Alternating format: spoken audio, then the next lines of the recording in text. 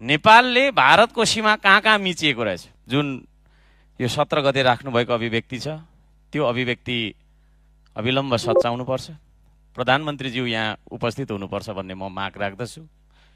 र एउटा अर्को कुरा म के राख्न चाहन्छु भने, यो हाम्रो नियमावलीको नियम 4 को 1 मा के भनिएको छ भने प्रत्येक सदस्यले बैठकमा आउनुपर्ने छ र बैठकमा आउनु अघि बस्नु अगाडि हाजिर गर्नुपर्ने छ भन्ने छ।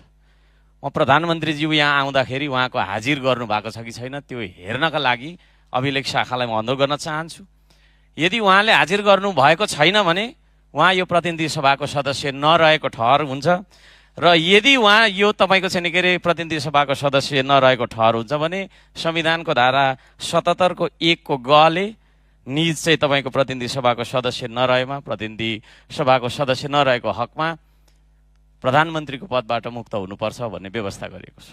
म उहाँको हाजिर यो अभिलेखमा छ कि छैन, उहाँ कतिचोटि आउनुभयो अहिलेसम्मको सदनको बैठकहरूमा र कतिचोटि उहाँले हाजिर गर्नुभयो यो पनि देखाइदिनको लागि म अनुरोध गर्न चाहन्छु। र जोड चाहिँ हामी केमा दिन्छौँ भने नेपालले भारतको सीमा कहाँ कहाँ मिचिएको रहेछ त्यो कुरा उहाँले यहाँ आएर पुष्टि गरेर दिनुपर्छ।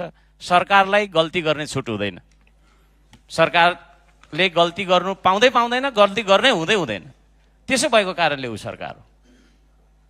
यदि उहाँले चाहिँ नि आवेगमा आएर अथवा चाहिँ नि बिना पुष्टिको बिना प्रमाणको कुरा राखेको हो भने हामीलाई होइन, हर्क साम्पाङलाई होइन, यहाँका सांसदहरूलाई होइन, 3 करोड नेपालीलाई उहाँले सम्बोधन गरेर मैले यस्तै भइहालेछ भनेर माफी माग्नुपर्छ।